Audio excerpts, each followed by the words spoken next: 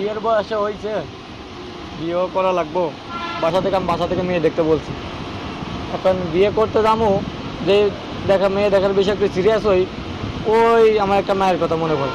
মায়ের আমি 5-6 বছর ধরে পছন্দ করি, কিন্তু দুঃখের বিষয় তো মায়ের আমার পছন্দ করে না। কিন্তু আমি তো সিরিয়াসভাবে মেয়েটাকে পছন্দ করি।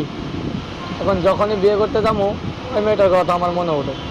ওই মায়ের কথা মনে উঠলে আমার আর বিয়ের প্রতি রুচি থাকে না। মনে হয় যে ওই মায়ের ছাড়া আমি আর বিয়ে করতে পারতাম না।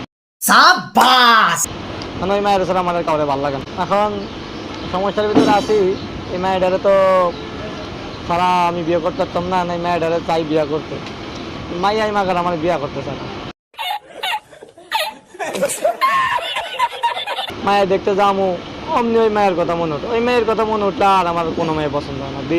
মানে দুনিয়ার জগতে কোনো মাই আর ভালো লাগে না। सब क्या देखना पड़ रहा है, अच्छा है मैं अंधा हूँ।